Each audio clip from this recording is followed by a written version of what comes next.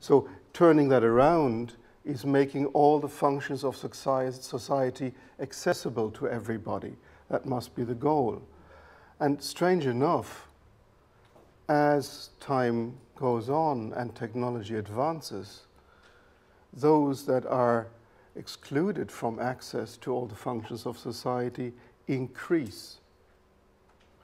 In this country, there was the argument about bank offices and post offices closing in the rural areas. And there was a prominent politician making comments, so what? It's all accessible by internet. That shows the state of mind of those that design social systems. It's exactly those in the rural areas that do not want to, should not have to, and maybe cannot afford this type of access, ignoring the social component altogether. So technology could be a driver for increasing inaccessibility rather than accessibility. So that's why we have to look at the systems, be them technological, business, or societal systems, and they need to be fully accessible. What does fully accessible mean? Fully accessible means that everybody, through the modalities that they have at their disposal, can access.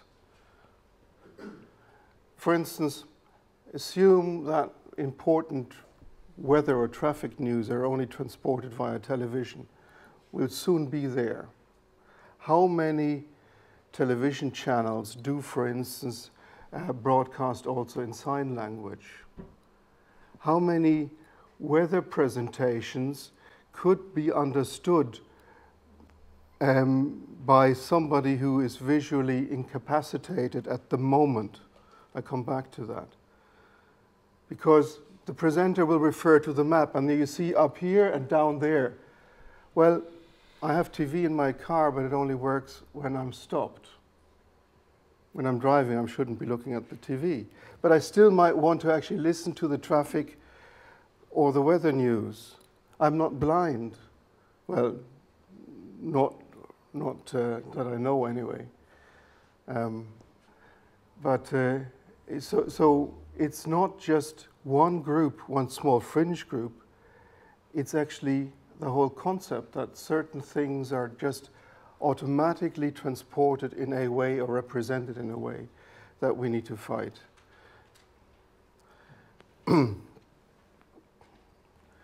Design for all, therefore, is the aim. And today we have many systems, actually I would say most systems are not designed for everybody. Actually we're getting to more and more niche marketing, designing products for very small niches. At the same time, we have the ability to lot size one, even mass-produced products. That means you can order your BMW, this is a good example,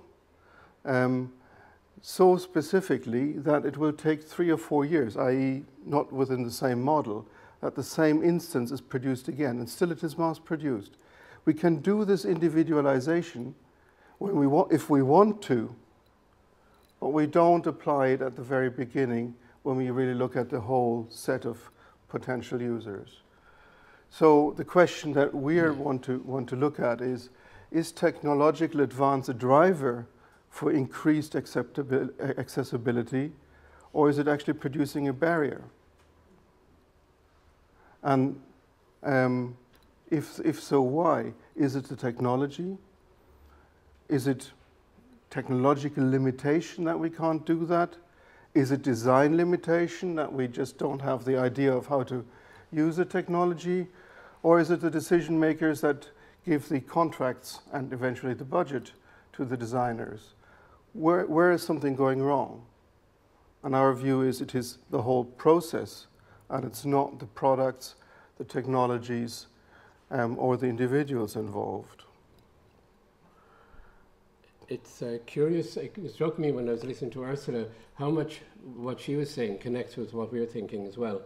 Because the decision making, traditionally designers pick up the process from the decision makers in the brief. That is, after the basic decisions are made about the economy and when all the user requirements are specified. Good designers try to work with the client to reverse that and change it, but it's an uphill battle and it doesn't work. So the problem, that, as Hans-Jürgen said, that's the thing we have to investigate. Is there validity in the statement that the product lies with the people who conceive the idea, not just with the designers? Then we have the user profile. And if you consider, when you close your eyes, you don't cease to function. If you all close your eyes now, you'd still hear me. You are still functioning. Our society doesn't address any alternative way of functioning except the visual. The challenge for you is to explore that and see what we can do to make society more conscious of the other modalities. And that word modality confused me at first when I came across it, but in fact it was initiated about 20 years ago in a system theory called ASRA, and where they were analysing human factors, and these human factors could be collected together in groups or modalities. Occupational therapists use the term to refer to the way people function, and that's right, that's the way I'm thinking of it. You'll find many, many other ways that modalities are used. It can be very confusing, but if we stick to one system, we will keep it in this context and it'll be clearer. It is supported already as a term, and it's one that you'll find hard to get used to at first. Modality this, modality that.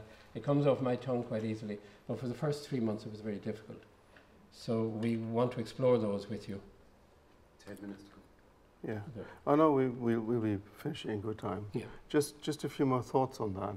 Actually, this concentration on the visual modality is a myth, because we can absorb a certain amount of information. But the way we are creative is through acting, and that is using our voice, using our hands. Actually, the theory is that our intelligence developed because we were able to manipulate, to use tools. It's not the brain that so much distinguishes us, but also the facility of the brain connecting to a manipulator, so we can actually manipulate our environment. So imagine a room full of computer screens and flashing all the information at you.